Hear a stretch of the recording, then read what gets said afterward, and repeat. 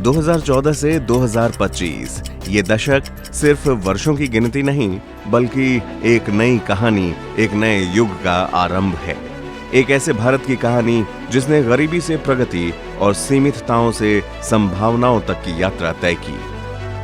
यह है प्रधानमंत्री नरेंद्र मोदी के नेतृत्व में भारत की ग्रोथ स्टोरी।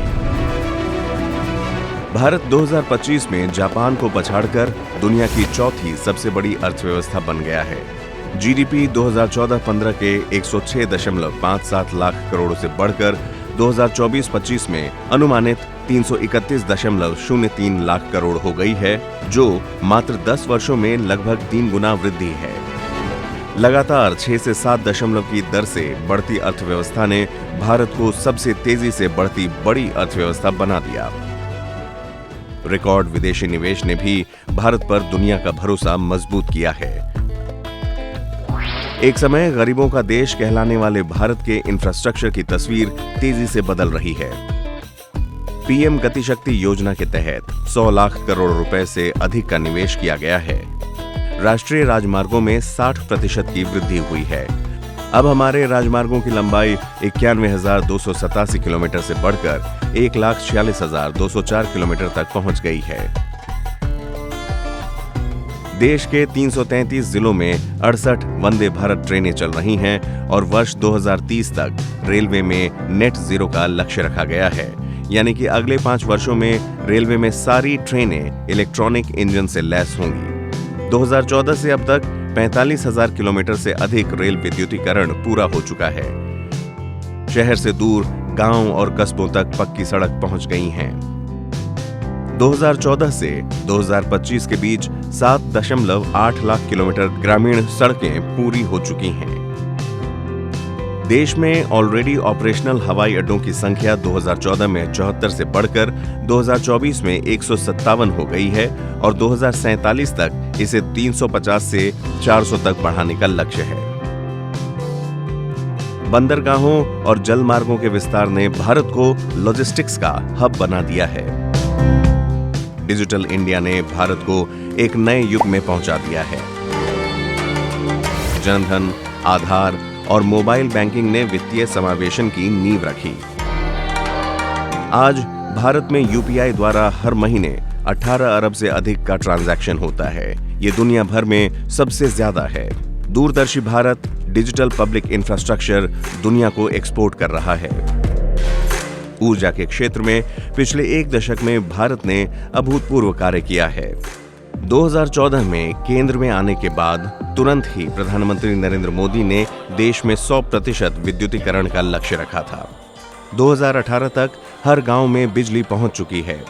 वर्ष 2014 में 2.82 गीगावाट के मुकाबले आज भारत 116.24 गीगावाट बिजली का उत्पादन कर रहा है।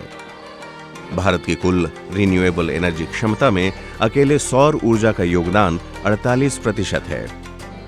180 गीगावाट से अधिक अक्षय ऊर्जा क्षमता के साथ भारत अब दुनिया के टॉप 4 देशों में शुमार है।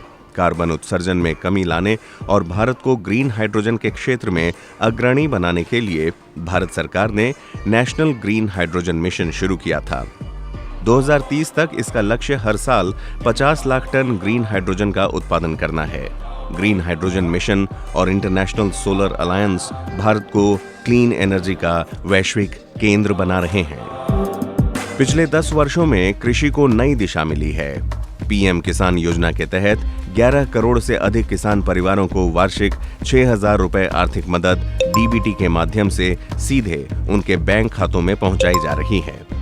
रिकॉर्ड एमएसपी खरीद ई नाम से 1500 से अधिक मंडियों को डिजिटल कनेक्ट, प्रधानमंत्री कृषि सिंचाई योजना से खेतों तक पानी और प्रधानमंत्री ग्राम सड़क योजना से खेतों को मंडियों तक सीधा संपर्क मिला है। इन प्रयासों ने किसानों की आय बढ़ाई और ग्रामीण भारत को विकास की मुख्यधारा से जोड़ा है।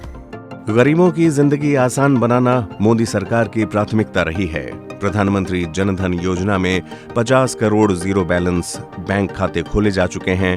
प्रधानमंत्री उज्ज्वला योजना के अंतर्गत जुलाई 2025 तक 10 करोड़ से अधिक एलपीजी कनेक्शन दिए जा चुके हैं। आयुष्मान भारत से 50 करोड़ लोगों को स्वास्थ्य सुरक्षा प्रदान की गई है, तो वहीं केंद्र सरकार ने प्रधानमंत्री आवास योजना के तहत अब तक राज्यों और केंद्र शासित प्रदेशों को 4.12 करोड़ घर आवंटित किए गए हैं।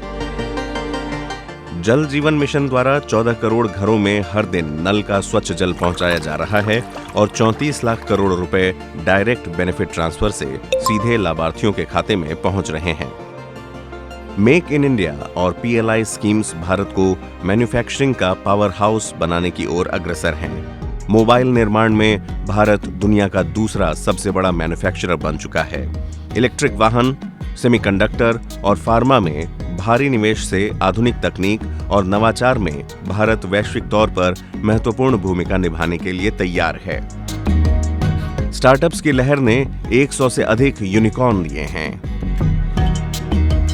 देश की आर्थिक मजबूती की दिशा में GST के आने से वन नेशन वन टैक्स का सपना पूरा हुआ है। इंसॉल्वेंसी एंड बैंक्रप्सी कोड ने बैंकों को मजबूत किया है। विनिवेश और प्राइवेटाइजेशन जैसे बोल्ड स्टेप्स ने एयर इंडिया और BPCL जैसी लेगेसी कंपनियों की कार्यकुशलता बढ़ाई है। प्रधानमंत्री मोदी के विजन और सरकार के निरंतर प्रयास से विश्व बैंक की ease of doing business report 2020 में भारत 142वें स्थान से छलांग लगाकर 63वें स्थान पर पहुंच चुका है। भारत ने 2070 तक नेट जीरो कार्बन उत्सर्जन का लक्ष्य रखा है। EVs, बायोफ्यूल्स और इथेनॉल ब्लेंडिंग से प्रदूषण घटाने पर काम किया जा रहा है। भारत पेरिस समझौते का लक्ष्य तय समय से पहले ही हासिल कर चुका है। 2014 से 2025 तक का सफर भारत की नई सोच और नई ताकत का प्रमाण है। ये है आत्मनिर्भर भारत की कहानी, एक विकसित भारत की ओर बढ़ता कदम।